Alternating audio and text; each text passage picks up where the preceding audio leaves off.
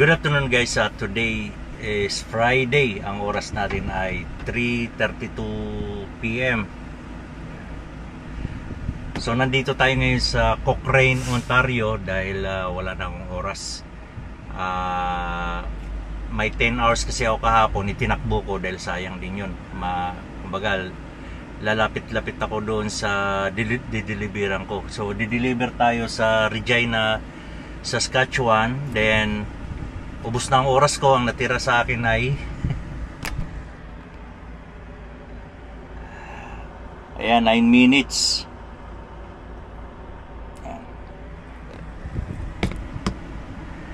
9 minutes na lang. So magto 24 hours ako dito sa Cochrane truck stop. Dito tayo sa truck stop, ESO truck stop. Ayan. Uy, parang may ano dun Prince Logistic. So shout out sa Prince. Hindi ko alam kung Pilipino or ibang lahi yung nandyan, pero Prince mostly kasi maraming mga Pilipino dyan sa Prince Logistic. Shout out lalong lalo na sa mga kasamahan ko dati, mga ex-Kelsey. So shout out sa inyo. So ang hapon na ngayon dito, maghapon ako nakahiga, kumain, nagkape. Thank you kay Romer. Dinaanan niya ako dito kaninang umaga, nagkape at nag-breakfast kami. So niyaya ako kanina. So maraming salamat. Ayun na nga, hapon na. Hindi ko talaga pinaandar yung truck ko maghapon kasi gusto ko makita yung level ng coolant ko dahil tumataas siya tumataas yung coolant. Kung anong problema, baka kulang yung kasi pag mainit yung reservoir natin guys or radiator natin, mataas yung niya, level. Siyempre kumukulo yan, di ba? So ngayon, check natin para prepare ako. Para prepare na dahil mamayang alas 12, 24 hours na ako. So na ako noon, pwede nang tumakbo. Parang Pilipino yata ito ang naglalakad Prince Logistic yata itong mga to, Pilipino. So yun, mag-check muna tayo ng truck para mamayang madaling araw prepare tayo. Okay, so tara, let's go. Kasi hapon na, para mamaya or mamayang madaling araw ready tayo. Kanina kasi umuulan kaya tinatamad ako mag-check up dahil maputik.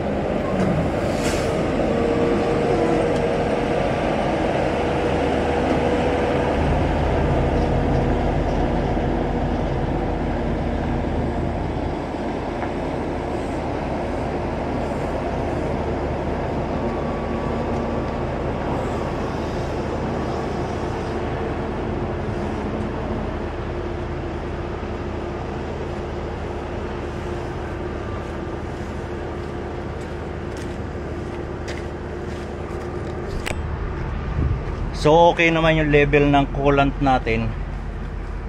Ayan, nasa cold siya, full.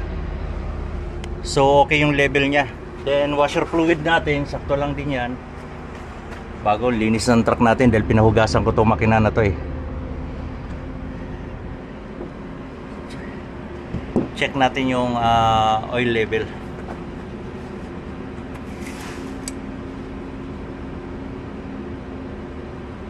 So medyo palusong to, kaya okay lang din.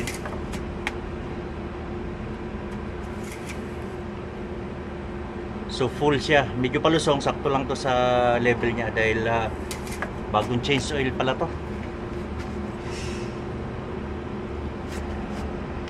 So lahat green nasahan, Ayan, bagong grasa lahat ito. So bagong change oil to sigurado. Dahil general ay nano to kahapon, general check up nung isang araw pa at kahapon bago tayo umalis ng umaga. So yun, sarado na natin to.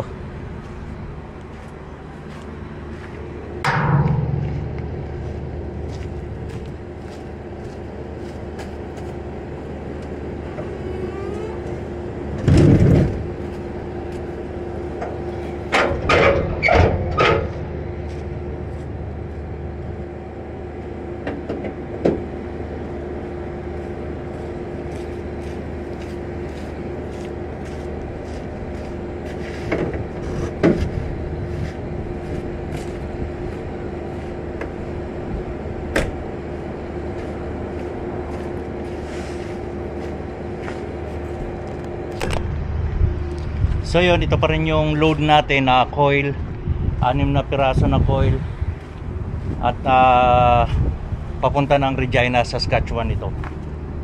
Ayan. So ito yung pinakasentro ng ng trailer, itong sticker na to or itong marker light natin. So sentro yung gitna na coil. Ganun na magkarga, guys. Kung 6 na piraso, kung 3 piraso, di ba? 3 piraso, 6 pong karga namin.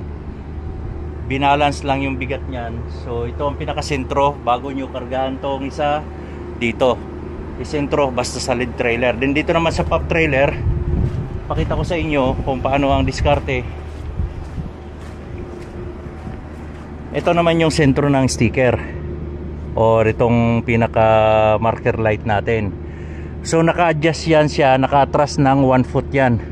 1 foot. So yan ang sentro ng coil. Yan ang una nyong ikakarga.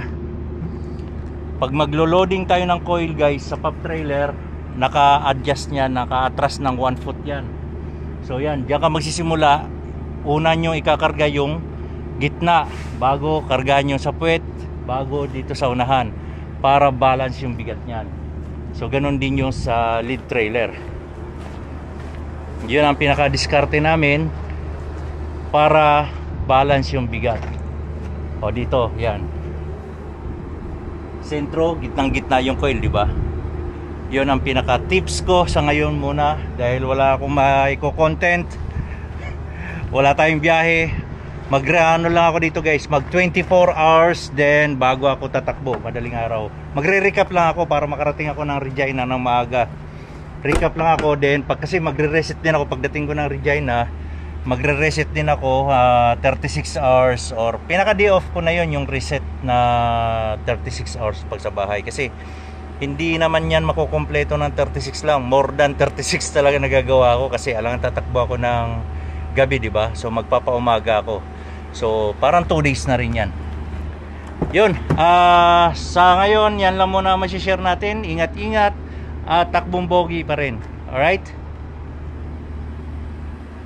So ito pa, guys, dahil nga inikutan ko yung load ko, so nakita ko na yung tarp ko ay may punit. So lalagyan natin siya ng carpet sa loob ng coil ng tarp dahil yung load natin nandoon na napunit. Kukuha lang ako ng carpet tsaka may dala akong duct tape para tape natin yung punit. So babaklasin lang natin itong mga bungee para matuklap natin itong tarp.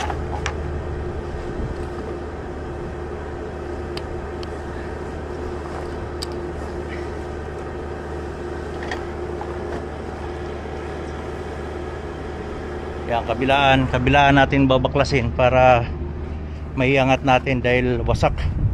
Baka mawawasak, punit lang. Baka mawawasak yung tarp. Wawasak talaga to dahil malayo pang biyahe natin. Ayan siya, may punit na, oh. Pag tumagal yan, mawawasak yan kasi walang carpet yung ibabaw ng coil. Pero kung ako ang pumikap niyan, lalagyan ko talaga ng carpet yan.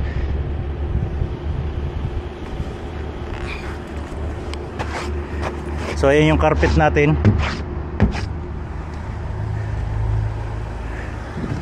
Ayan, oh, pupunit talaga yan. Susuklatin natin.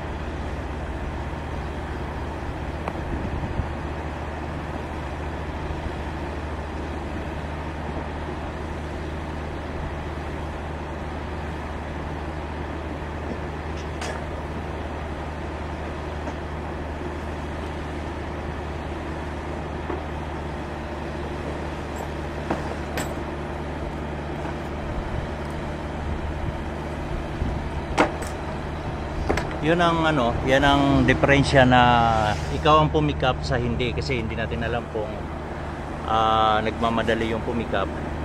Pero hindi niya rin inaasahan na mapupunit ito. Pero kung ako talaga, nilalagyan ko ng carpet itong ibabaw na to. Itong ibabaw nito, kabilaan. May carpet pala yo. May carpet siya. Kaso lang talagang sa gilid lang. Medyo maliit lang yung carpet kaya napunit siya.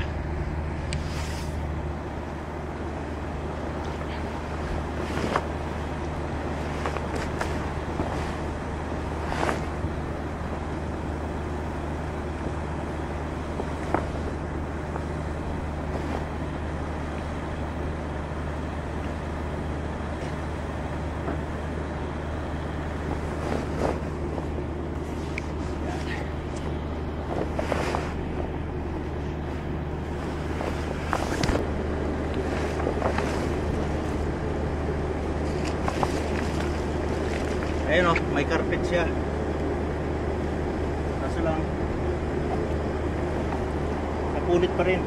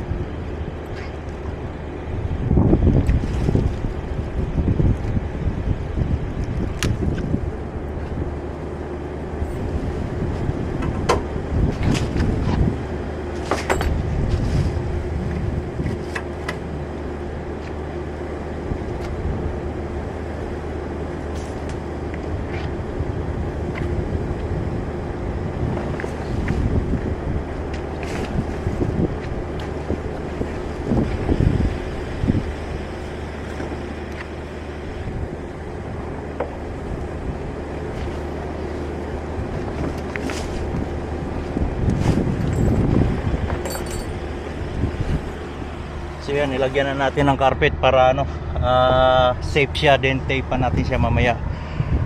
May dala tayong tape kasi wala na tayong choice kundi tape pa na lang yung ano, yung butas, yung wasak na tarp, kasi para hindi pasukin ng tubig. Okay, yun lang naman. Yung isang side lang kasi yan ang ano exposed sa hangin kaya napupunit. Tapusin muna natin to. So ayan, tapos na natin siya banjihan. Na secure na natin siya ng maayos. Ito, dadagdagan pa natin ng banji kabilaan. Then habang wala pang ulan, tape pa na natin ito. Yan, para hindi siya pasukin ng ulan.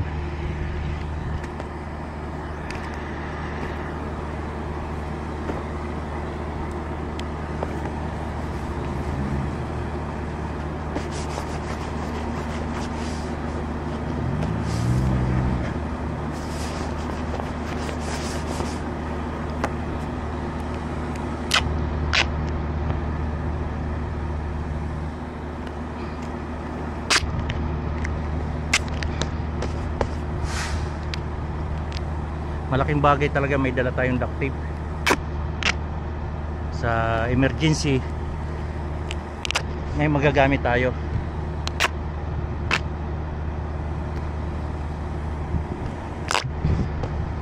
Alam mo kasi yung load natin, responsibility natin to mas maganda ano, responsibility, concern, ganon.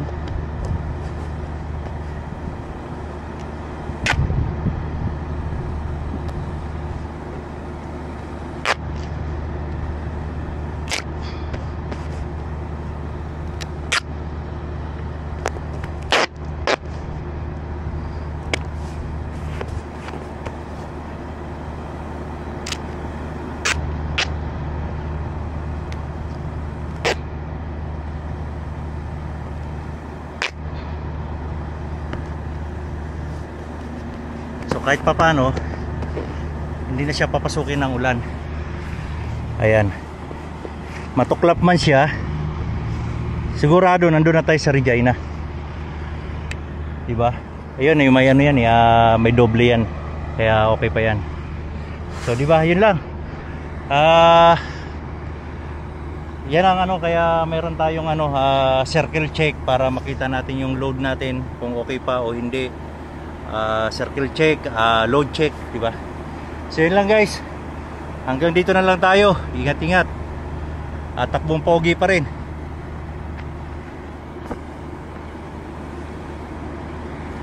So walang nakaparada, mamaya puno na yan yung truck stop na to. Kaya dito ako nakaparada dahil kagabi puno na. Wala na akong maparadahan kagabi, kaya dito na ako, kasi para hindi ako may storbo dahil syempre nag-ano tayo, hindi pwede galawin yung oras natin pag gumalaw tayo mag-driving. So ayan, dagdagan pa natin ng bungee yata yan. Ito kasi nagpi-play yan eh. Yan ang nakakapunit pag gumaganong-ganon, no? Yun lang.